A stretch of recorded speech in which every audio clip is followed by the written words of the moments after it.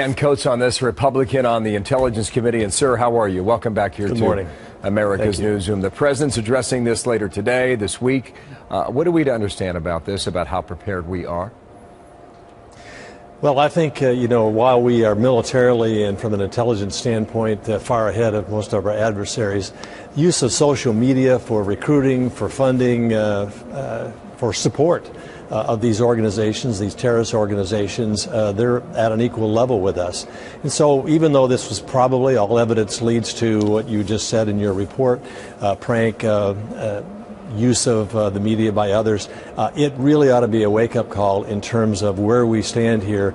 There's a war going on through the cyber atmosphere, and we need to be prepared to deal with that, because while this may be a prank, may not have penetrated our confidential information, it's not that far away from being able to do so. Kind of chasing your tail on this. I mean, do we ever get to the point, Senator, where we can manage it, where we can deal with it, where we can stop it? Well, it's a chess game, and there are talented people on both sides of this that are trying to make the next move. We do need to take more action here in the Congress and with the administration in terms of protection, information sharing, liability protection. It is a cooperative effort between the private sector and the government that has to take place in order to try to deter these things and respond to them. As you know, it's a sensitive line to walk as well. It is. How do we do that? We have to find that balance, but we have to recognize, given all these recent breaches, whether it's in the private sector or whether it's through government assets or critical infrastructure, there's a lot at stake here, and there's some real drastic consequences that can happen if we don't have the pieces in place to see this coming and to respond to it quickly.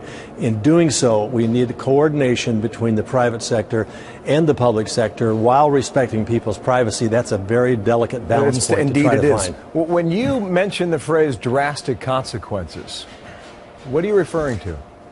Attacks on our critical infrastructure, the electric grid, what's provided, here we are in the middle of a winter, deep freezes, and if the electric grid is attacked, millions of people are out in the cold. Our financial situation and other key critical areas of our utilities and financial system, banking, etc., that can really take us down. We have to be aware that this is vulnerable to cyber attacks, and we have to be prepared to deal with it. I thought what you mentioned, about being on an even level. Martin Dempsey told Chris Wallace that on Sunday, too. You can defeat them militarily. You can be years ahead of them.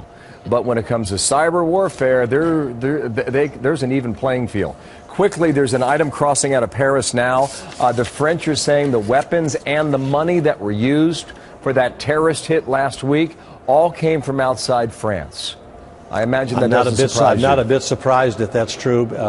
There is outside funding for this, and we are at a war. One of the devastating things was that we didn't have a presence, either the president or vice president, ranking official, in that photo, arm in arm with the rest of Europe and the rest of the world's leaders. That sends the wrong signal to our adversaries that the United States has taken a pass on this. I know we aren't, but we should have been there, and it's just not sending the right kind of signals. Senator, thank you for your time. Dan Coates, Republican, thank you. Indiana. We'll talk again.